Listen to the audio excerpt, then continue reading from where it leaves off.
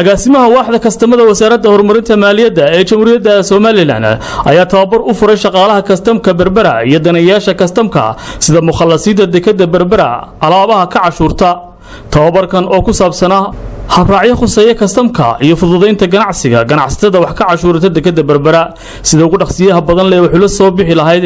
tababarkan waxa ka soo qayb galay maamulaha kastamka Berbera maareeyayeenka dekedaha jamhuuriyadda Soomaaliland ugu horeyna waxa tababarkan faahfaahin ka bixiyay agaasimaha waaxda kastamada Maxamed Nuur Maxamuud tababarada noocan dhowr goor waa lagu celceliyay sababta loogu celcelinayana waxa weeyaan kastamka iyo cidda xiriirka la leh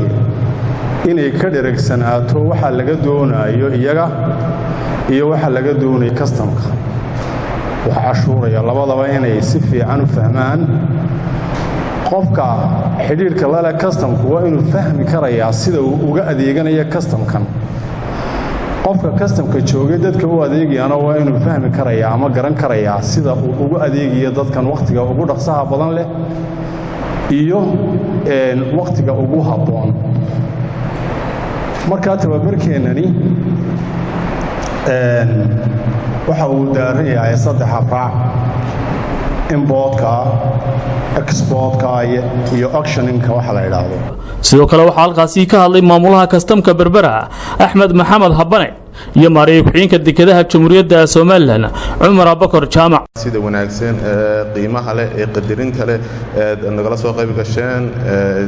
workshopkeenan wuxuu daarnaan doonaa dhowr arrimood oo kastamka iyo cashuur bixinta la xiriira waa casriyeynta iyo kor u qaadida inay tayada shaqaale iyo ganacsatada systemka ay cashuurta ku bixinayaan waxaan leeyahay aad baad u mahadsantihiin sida dhegaha wadan noogu soo naajibteen kulli waa run waan soo warhaynaa waxa jira dad badan oo iyaga oo hawl kastan ka cabanaya dekedda nala soo xiriiro yiraahdo hawshaas waa noo cashuuri waay ama cashuur aan jirin baa nalagu xukumay marka aad baan isugu warhaynaa waxaan jecelahay inuu ku gawaabinay inuu ka faa'iideysano halkan waxyaabaha ka soo baxay anigu koy garanaysan customs officer baan ahay badan manay jirin kulamo noocan berigii hore nasiib baa leedahay nimankeen qoladiina ganacsatada ahay in mar walba cabashadiina sidan oo kale loo saxo ama la idinku soo bandhigo seminaaro kaliya waxaan ku darayaa waxyaabaha inta badan la soo xiriira waxa weeye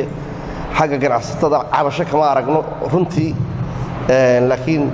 waxyaabaha dad dibadaha joogo household waxa alaabada aan cashuurta gelin ka cawda waanu aragnaa oo yiraahdo cashuur baa lagu soo rogay waxa iyaguna cashuur maayaan in fact wa Khadar Maxamuud Axmed Khadar Xeefo telefishinka qaranka jamhuuriyadda Soomaaliland magaalada Berbera xarunta gobolka Saaxil